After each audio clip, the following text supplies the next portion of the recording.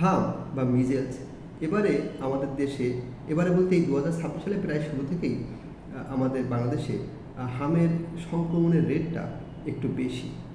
এই অতিরিক্ত সংক্রমণটাই আমাদের চিন্তা যথেষ্ট কারণ, এবং এ ব্যাপারে আমাদের স্বাস্থ্য সেক্টরের সর্বোচ্চ মহলে যারা আছেন তারা সর্বোত্তকরণের চেষ্টা করছেন এই অতিরিক্ত সংক্রমণটাকে কীভাবে প্রিভেন্ট করা যায়, কীভাবে চিকিৎসা করা যায়। আর টিকাদানের যে কর্মসূচি সেটা আগে থেকেই ছিল, সেটাকে আরও বেশি বেগবান করা যায়। তো আমরা ব্যক্তিগত পর্যায়ে একটু দেখব যে হামটা কি, হাম হলো কি না সেটা আমরা কীভাবে বুঝতে পারি, আর এটা চিকিৎসা কী। প্রথমত খুব সংক্ষেপে বলি যে একজন খুব পরিচিত মানুষ আমাকে কয়েকদিন আগে ওভার টেলিফোনে জানালেন তার 3 বছরের বাবুটার গত 3 দিন ধরে জ্বর, এবং উনি জ্বরের সিরাপ খাওয়াচ্ছেন কিন্তু জ্বর কমছে না। আমি শোনা মাত্রই ওনাকে বললাম যে যত দ্রুত সম্ভব আপনার বাবুটাকে নিকটতম একজন ডাক্তারের কাছে নিয়ে যান, কারণ এটা হাম হতেও পারে। তো উনি খুব কনফিডেন্টলি বললেন যে না, এটা হাম নয়। আমি জিজ্ঞাসা করলাম কেন হাম নয়? উনি বললেন কেন, হাম হলে তো গায়ে ছোটো ছোটো ফুসকুড়ি মতো হয়, যেটাকে আমরা বলি হামের র্যাশ। তো সেই ফুসকুড়ি বা সেই র্যাশ তো বাচ্চার গায়ে নেই, সুতরাং এটা হাম নয়। তো আমি তাকে কিছুটা বুঝালাম, ওনাকে যেটা বুঝালাম সেটাই আমি এই ভিডিওতে সবার উদ্দেশ্যে বলতে চাই। তাহলে একটু শুরু থেকেই শুরু করা যাক যে হামটা কি। হাম হচ্ছে একটা মিজেলস ভাইরাস দিয়ে হয়। এটা মিজেলস ভাইরাসই বলি আমরা সাধারণ মানুষের জন্য, টেকনিক্যাল টার্মগুলো আমরা অ্যাভয়েড করে যাচ্ছি। তো এটা সাধারণত হাসি কাশির মাধ্যমে ছড়ায়, অর্থাৎ পাশে কোনো বাচ্চা যদি হাম হয় তাহলে যে আরেকটা আপনার বাচ্চা যার হাম হয়নি তার হয়ে যেতে পারে। এমনকি টিকা দেওয়া থাকলেও হতে পারে। আমরা সেই বিস্তারিত আলোচনায় যাচ্ছি না যে টিকা দিলে হবে কেন না হবে ইত্যাদি। তাহলে আমি বললাম যে যার হাম হয়েছে যে বাবুটা, তার কাছ থেকে হামের জীবাণুটা হাসি কাশি অর্থাৎ সরাসরি ডাইরেক্ট কন্ট্যাক্ট হলে একটা বাচ্চা থেকে আরেকটা বাচ্চার গায়ে চলে যেতে পারে। তাহলে প্রথমে আমরা বুঝলাম যে এটা একটা সংক্রমণ ব্যাধি। যে বাচ্চাটার হাম হয়েছে সেই বাচ্চাটাকে আপাতত স্কুলে যাওয়ার দরকার নেই, আপাতত তাকে হোম বাউন্ড করে রাখুন, বাসার মধ্যে রাখুন, এবং অন্য বাচ্চা থেকে অবশ্যই দূরে রাখার চেষ্টা করুন। এবার আসি যে হাম হলে কি হয়।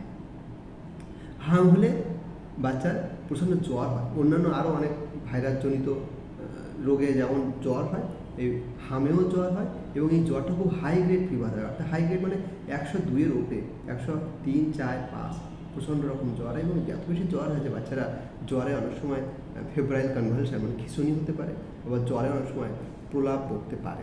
তো এটা জ্বরে সাধারণত হয়, এটা নিয়ে অত বেশি ওয়ারিড হওয়ার কিছু নেই। তবে যে বাবুর গায়ে জ্বর তার বাবা মা তো অবশ্যই ওয়ারিড হবে।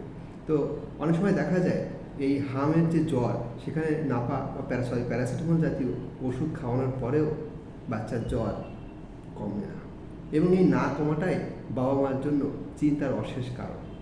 যাই হোক, এই জ্বর কমানোটাই সব চিকিৎসা নয়, তবে জ্বর কমাটাও খুব দরকার। আপনার যদি 102-এর উপরে জ্বর চলে আসে তাহলে অনেক সময় আপনার একটু নাপা বা প্যারাসিটামল জাতীয় ওষুধগুলোর সাপোজিটরি দেওয়া লাগতে পারে, এবং সেই সাথে সাথে তাকে একটু কোল্ড স্পঞ্জিং, আমরা যেটাকে বলি ট্যাপিড স্পঞ্জিং করা লাগতে পারে। এখন আসুন, ওই যে অভিভাবকটা আমাকে বললেন যে গায়ে তো ফুসকুড়ি নেই, তাহলে এটা তো হাম নয়। আসলে দেখুন, যখন মিজেলস বা হাম হয় প্রথমে জ্বর আসে, প্রথম 3 থেকে 4 দিন পর্যন্ত র্যাশ আসে না। র্যাশ আসবে জ্বর যখন সর্বোচ্চ লেভেলে যাবে। জ্বর সর্বোচ্চ লেভেলে যায় কখন? 2 থেকে 3 দিনের দিন। 2 থেকে 3 দিনের দিন যখন জ্বর সর্বোচ্চ লেভেলে থাকে, মোটামুটি ওই সময় তার হামের যে ফুসকুড়ি যদি র্যাশ যেগুলো আসে সেগুলো আসা শুরু হয়। আপনি সমস্ত শরীর তন্ন করে বুঝছেন আজকে জ্বরের 3 দিন বা 4 দিন, সমস্ত শরীর দেখছেন গায়ে কোনো র্যাশ নেই। আসলে হামের যে র্যাশটা সেটাও অদ্ভুতভাবে আসে। বডিতে প্রথমে আসে না, ট্রাঙ্কে প্রথমে আসে না, বা লিম্বে আসে না। এগুলো প্রথমে আসে এই কানের পেছনে। আমরা বলি যে এই হেয়ার লাইন, চুল যে বরাবর থাকে, এই হেয়ার লাইন পেছনে বিহাইন্ড দ্য ইয়ার, কানের পেছন দিকে প্রথমে লাল লাল ফুসকুড়ি মতো র্যাশ দেখা যায়। এটা কবে আসে? এটা সাধারণত 3 দিন 4 দিনের দিন আসে। সুতরাং জ্বর প্রথমে 1 দিন 2 দিন 3 দিন আপনি বুঝবেন না যে আসলে এটা হাম কিনা। ইভেন র্যাশ অলরেডি এসেছে পেছন দিকে, আপনি তার বডিতে খুঁজতেছেন সব জায়গায়, কোনো র্যাশ নেই, কিন্তু র্যাশ পেছন দিকে এসে বসে আছে। তাহলে আমরা এটা তো বুঝলাম যে হামের যে র্যাশ সেটা পরে আসে, প্রথমে আসলে জ্বর।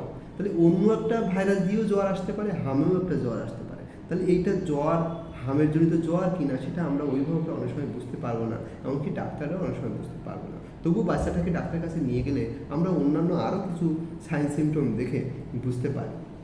হামের ক্ষেত্রে একটা বিশেষ ধরনের র্যাশ হয় মুখের ভিতরে, কপ্লিক স্পট বলি আমরা। তো যাই হোক, মুখের ভিতরে র্যাশ থাকে, সেটাও কোথায় থাকে ডাক্তারেরা জানেন, অনেক সময় অভিভাবকটাও খুঁজে পেতে পারেন। তবে একজন ডাক্তারের কাছে নিয়ে যাওয়া আমরা বারবার বলবো যে একটা বাবু যদি জ্বর হয়, বিশেষত এই হামের সিজনগুলোতে, যখন হাম হচ্ছে এই মুহূর্তে, আপনার বাচ্চাটা জ্বর হয়েছে, আপনি ডাক্তারের কাছে নিয়ে যান, উনি বুঝবেন যে কী করতে হবে। আর হামের ক্ষেত্রে কী হয়, 3 দিন 4 দিন 5 দিন পরে যে বাচ্চার অনেক ধরনের কমপ্লিকেশন হয়। দেখবেন যে হামের বাচ্চাতে 4 দিন 5 দিন হওয়ার পরেই পাতলা পায়খানা শুরু হচ্ছে, অর্থাৎ ডায়রিয়া হচ্ছে, তার কাশিগুলো বেড়ে যাচ্ছে। প্রথম থেকে অত কাশি ছিল না, পরে কাশি বেড়ে যাচ্ছে এবং প্রোডাক্টিভ কাফ, অর্থাৎ একটা নিউমোনিয়া হয়। হামের বাচ্চারা হঠাৎ করে 2 দিন 3 দিন পরে বলবে কানে প্রচণ্ড ব্যথা হচ্ছে, অর্থাৎ কানের ভিতরে তার একটা ইনফেকশন হয়, আমরা বলি অটাইটিস মিডিয়া হয়, নাক কানগুলো সব বন্ধ থাকে, আমরা মিডিল ইয়ারের সাথে কানের যে সংযোগ থাকে সংযোগটা বন্ধ হয়ে যায় ইত্যাদি কারণে। অনেক সময় বাচ্চাগুলো ডিসওরিয়েন্টেড হয়ে যায়, কারণ তার বমি করে, তার শ্বাস নিতে পারে না, তার ইলেকট্রোলাইট ইমব্যালেন্স হয়ে যায়, ইভেন এমনকি তার এনকেফালাইটিস বা ব্রেনে তার অ্যাবসেসও হয়ে যেতে পারে। তো এরকম অনেক কমপ্লিকেশন হয়। হামে একটি বাচ্চা মারা যাচ্ছে, এটা দেখতে প্রচণ্ড রকমের প্যাথেটিক, মানে এর থেকে প্যাথেটিক আর কিছু হয় না। কিন্তু আমরা যদি একটু সচেতন হতে পারি হামের শুরু থেকেই, আপনি যদি ডাক্তারের কাছে নিয়ে যান, তাহলে আমরা এটাকে হয়তো সর্বতোকরণে চেষ্টা করে এটাকে প্রিভেন্ট করতে পারি, এই অনাকাঙ্ক্ষিত মৃত্যুগুলো। তাহলে প্রথমে আমাকে যেটা করতে হবে যে হামের রোগীকে ডাক্তারের কাছে নিয়ে যেতে হবে। ডাক্তার কী করবেন, জ্বর কমাবেন, এবং আপনি হয়তো জানেন, তবুও আপনাকে আরও কিছু ইনফরমেশন আপনি পেয়ে যাবেন। সেটা হলো, জ্বর হলে কম বেশি ছোটো বড় সবার খাওয়ায় রুচি থাকে না, আমরা মুখে খাই না। কিন্তু বাচ্চাদের ক্ষেত্রে ঘটনাটা খুব ব্যাপকভাবে ঘটে। বাচ্চারা 2 দিনের জ্বরেই বাচ্চারা খাওয়া বন্ধ করে দেয়, তাদের প্রচণ্ড রকম ডিহাইড্রেশন হয়। কারণ যখন আমার গায়ের টেম্পারেচার অনেক বেশি থাকে, গায়ে থেকে সোয়েটিং মানে ঘাম অনেক বেশি হয়, আর ওদিকে বাচ্চা খাচ্ছে না, তো তার ডিহাইড্রেশন চরম মাত্রায় পৌঁছায়।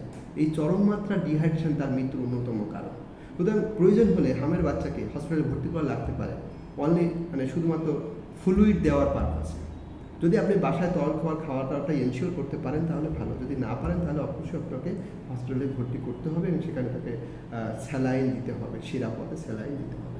তো হাইড্রেশন মেনটেন করা, ইনফেকশন প্রিভেন্ট করা বা ইনফেকশনের চিকিৎসা করা ইত্যাদিগুলো অনেক ধরনের কমপ্লিকেশন আসে।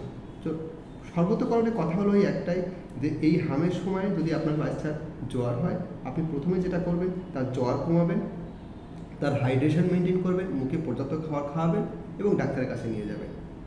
এই সামগ্রিক প্রচেষ্টার মাধ্যমে আমরা এই হামের চিকিৎসা করতে পারবো, হামের যথাযথ টিকার মাধ্যমে এবং প্রিভেন্টিভ স্ট্র্যাটেজিগুলো নেওয়ার মাধ্যমে আমরা হামের সংক্রমণ প্রতিরোধ করতে পারবো, এবং এর মধ্যে আমাদের এই হামজনিত শিশু মৃত্যুর হার রোধ করতে পারবো। সবার জন্য শুভকামনা। ধন্যবাদ।